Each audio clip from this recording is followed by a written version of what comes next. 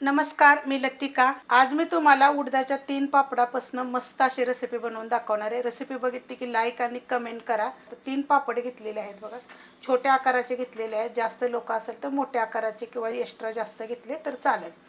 उडदाचे पापड कसे बनवायचे त्याची रेसिपी पण मी अपलोड केलेली आहे। तवा गरम करत ठेवलेला आहे।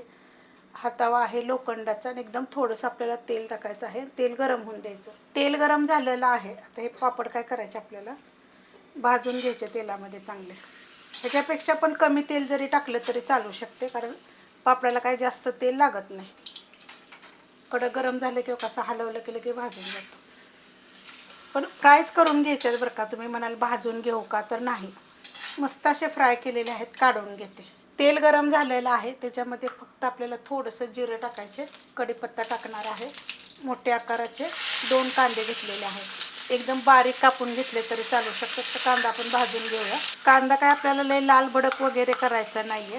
ह्याच्यामध्ये 6 पाकळ्या लसणाच्या आणि 1 पोपटी कलरची मिरची आणि एकदम थोडासा तुकडा मी ह्याच्यामध्ये आल्याचा टाकलेला आहे। आता हे पण 1 मिनिटभर पहिलं परतून घेते। हलकंसं मी बघा परतून घेतलेलं आहे।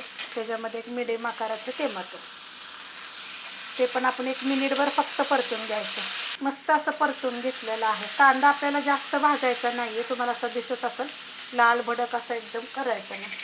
चवीप्रमाणे मीठ टाकायचं। पापडाला पण मीठ असतं, हे लक्षात घेऊनच मीठ टाकायचं, कारण की जास्त होऊ नये।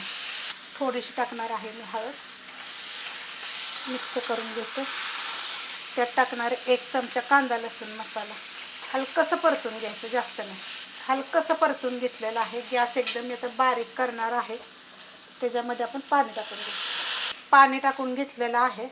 जास्त जर लोक असेल, तुम्हाला जास्त जर पाहिजे असेल तर मग हे साहित्य जास्त घ्यायचं, कारण उन्हाळ्याच्या दिवसात काय होतं, जेवण जात नाही। तर अशा पद्धतीत एकदा तुम्ही करून बघा। थोडीशी कोथिंबीर टाकणार आहे, मिक्स करून घेतली। बारीक गॅस केला तर 2 ते 3 मिनटं मी फक्त शिजवून घेणार आहे। 2 ते 3 मिनटं बारीक गॅसवर बघायला चांगलं मी शिजवून घेतलेलं आहे। अशा पद्धतीत झालेलं आहे। हे 3 पापडांचा मी चुरा करून घेतलेला आहे। मिक्स करून घेते।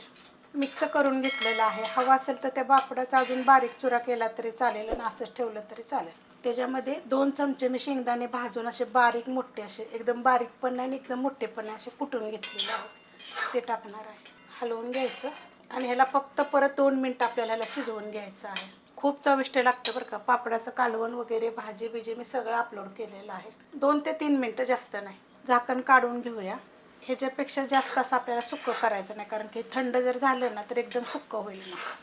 अशा पद्धतीत एकदा करून बघा तुम्ही, खूप चविष्ट लागतात। ह्यात तुम्हाला मी बदल सांगते, लोखंडाच्या तव्यात बनवू नका, दुसऱ्या कुठल्या भांड्यात बनवलं तरी चालू शकते।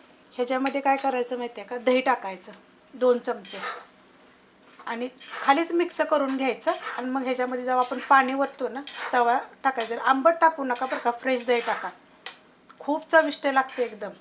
कधी जर जेवण जात नसेल, आपण आजारातून जर उठला असेल का ना, ताप सर्दी खोकला झाल्यावर पण मन होत नाही खायचं, तर मग करून खायचं।